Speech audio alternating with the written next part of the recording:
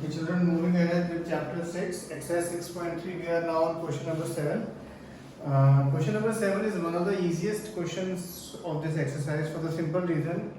One is, of course, if you see the question and the figure also that he has given, in figure 6.38, altitudes AD and CE of triangle ABC intersect each other at point P.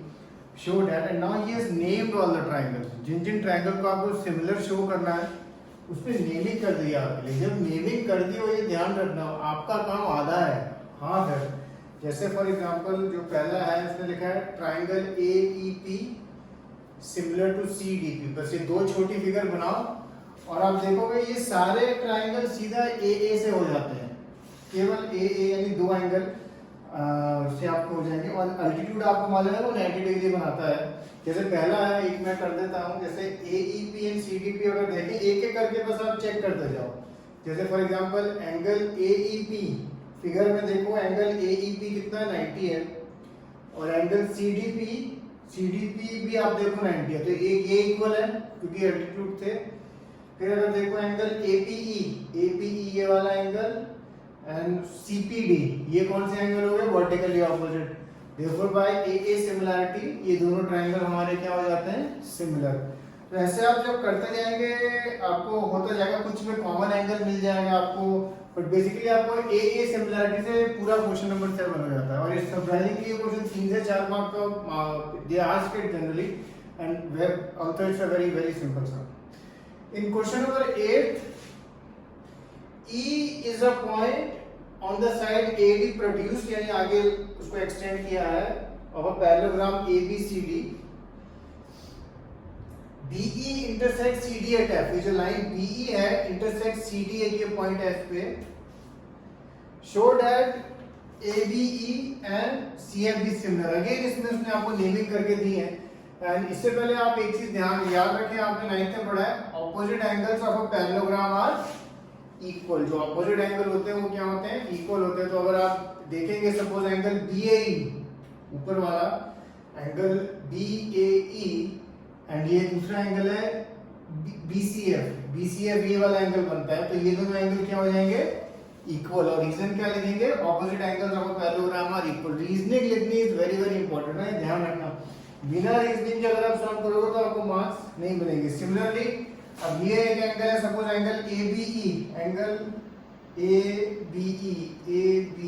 ये वाला angle है और ये है CFB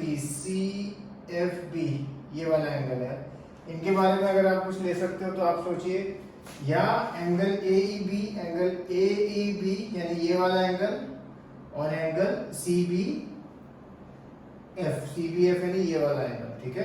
तो इसमें of course अब आपको एक चीज ध्यान रखनी है, लाइंस पैरेलल हैं तो और भी एंगल्स हमारे पिक्चर में आ जाते हैं, ऑल्टरनेट एंगल्स एंड वो सब। तो देख लीजिएगा जो आपको लेना हो लेके, और ये सब आपका इजीली हो जाएगा। क्वेश्चन नंबर 9 तक हम देखते हैं।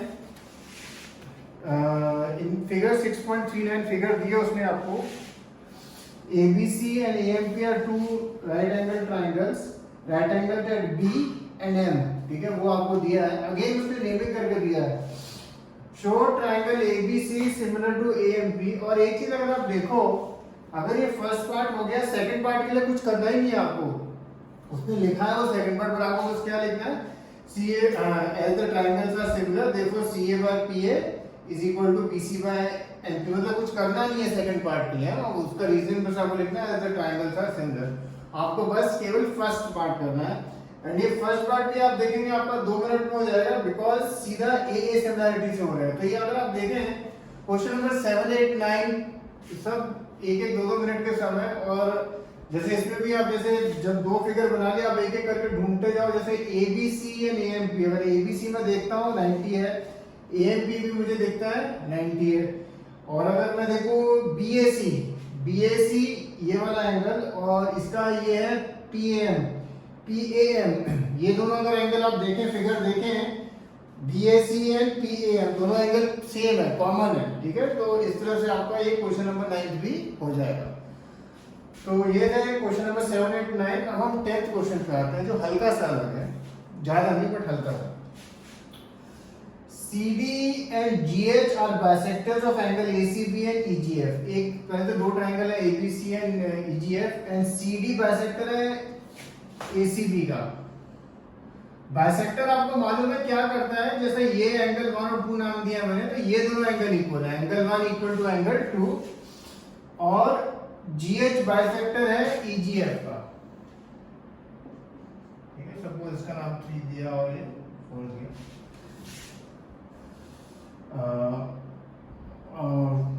Such that line sides AB and FE of triangle ABC and EFG, if ABC is similar to FEG, आपको ये चीज गिवन है, triangle ABC similar to F. मैंने फिर नेमिंग एक सेकंड चेंज कर दी होगी. देखो नेमिंग हमेशा जो उसमें गिवन होती है ना उस हिसाब से करनी होती है. ABC तो आपको यहाँ किससे सिमिलर है, FEG, तो FEG यानी F ऊपर आएगा.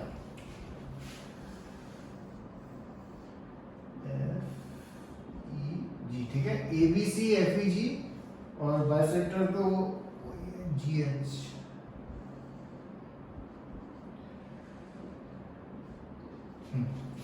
तो हमें गिवन है इसमें triangle ABC similar to FEG.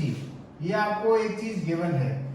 जब सिमिलर होती है तो क्या क्या चीजें आपको गिवन हो जाती है क्वेश्चन में.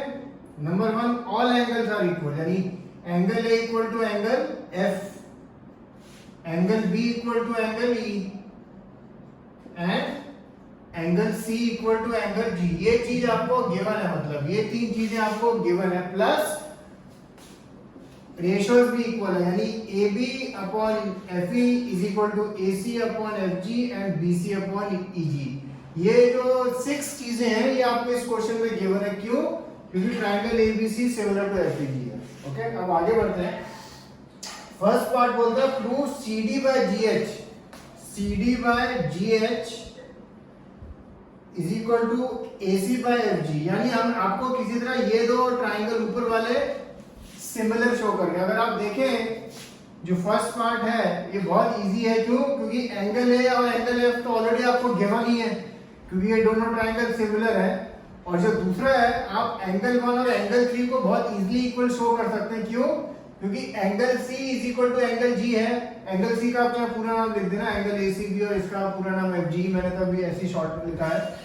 और angle C equal to angle G है, तो half angle C is equal to half angle G. And half angle C की जगह आप क्या लिख सकते हैं, एंगल ACB.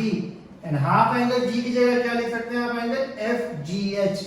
और अगर ये दो एंगल इक्वल है प्लस ऊपर वाला एंगल इक्वल है, then by AA similarity you can write triangle this is similar to this.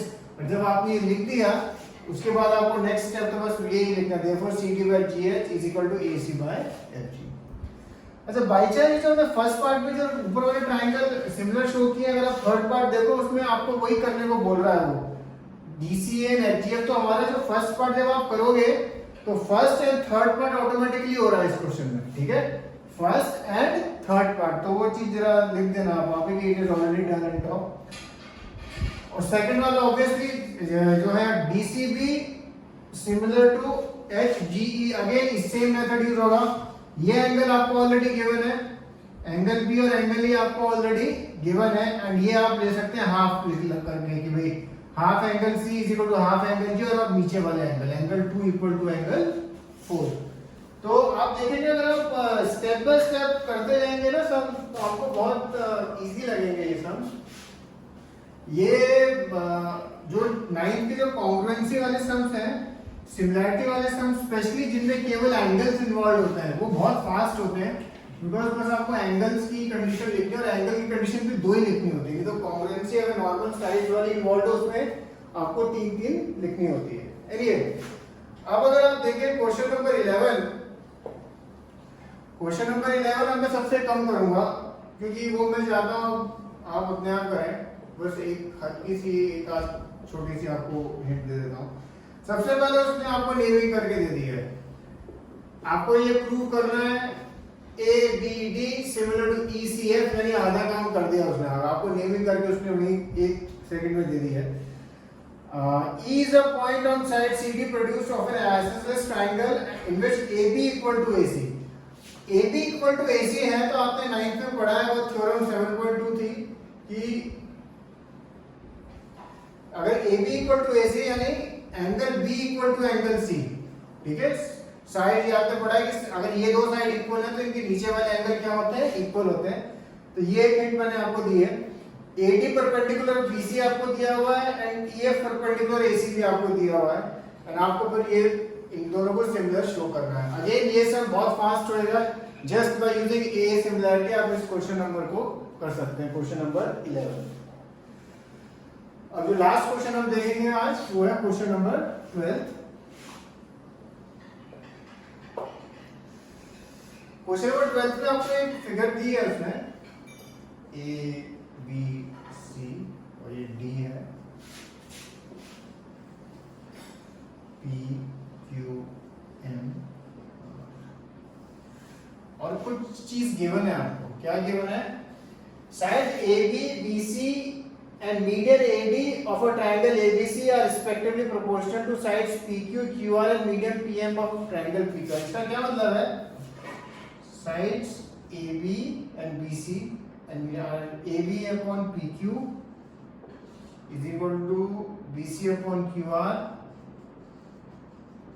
is equal to AD by PM।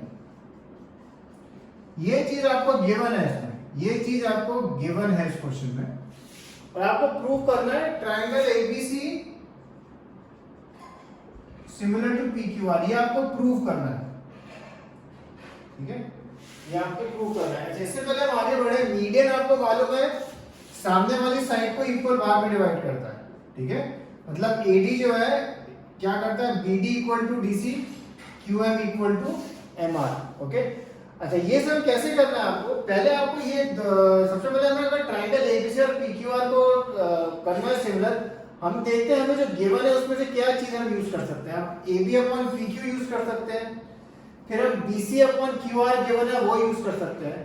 AD by PM नहीं यूज कर सकते क्योंकि वो अंदर है, बीच की चीज हम नहीं यूज कर सकते। AC और PR के बारे में कोई इंफॉर्मेशन नहीं है हमारे पास। तो अब अगर हमने किसी तरह ये वाले एंगल इक्वल शो कर दिया, एंगल B और एंगल Q को अगर हमने इक्वल शो कर दिया, then triangle ABC and PQR हम ऐसे सिमिलर शो कर सकते हैं। अच्छा, एंगल P और एंगल Q इक्वल शो करने के लिए हमारे पास ऐसा कोई डेटा तो है नहीं कि भाई 90 डिग्री है या कुछ है, बट अगर हमने ये दोनों triangle ABD and triangle PQM इनको अगर हमने सिमिलर शो कर दिया किसी तरह, तो इनके सारे एंगल्स क्या हो जाते हैं, इक्वल। देन एंगल ए, ये वाला B वाला एंगल एंड Q वाला इक्वल हो जाएगा, जो फिर हम ऊपर वाली चीज में ABC और PQR के लिए कर सकते हैं। ABD एंड PQM को कैसे शो करना है सिमिलर, वो बहुत इजी है। AB अपॉन PQ आपको गिवन है is equal to BC upon QR is equal to AD by PM, ये चीज आपको गिवन है। अब क्या करो, ये मीडियन है तो BC की जगह क्या लिख सकते हैं हम, BD plus DC and BD और DC क्या है, इक्वल है ऑब्वियसली, तो हम BC की जगह क्या लिख सकते हैं, 2BD। सिमिलरली अगर आप यहां देखो QR है, QR किसका बनता है, QM plus MR and QM and MR equal है क्योंकि ये मीडियन है, तो हम क्या लिख सकते हैं, QM प्लस MR या 2QM। जब हमने लिखा 2 कट किया तो हमें क्या मिला, AB by PQ is equal to BD by QM is equal to AD by PM। Therefore ये दोनों ट्रायंगल किससे सिमिलर हो गए, बाय SSS। अब SSS से सिमिलर हो गए तो इनके एंगल्स क्या हो जाते हैं, equal. Therefore angle ABD will be equal to angle PQM और एंगल ABD का दूसरा नाम क्या हो सकता है, angle ABC। Similarly angle PQM का दूसरा नाम क्या हो सकता है, एंगल PQR। वो फिर आप जो फर्स्ट वाला पार्ट है आप उसको फिर फिनिश कर सकते हैं जो हमने उसमें क्वेश्चन में पूछा था, और फिर आपका ये सब बाय SAS हो जाए। Okay, so this is question number 12। So do these 6 questions. Yes.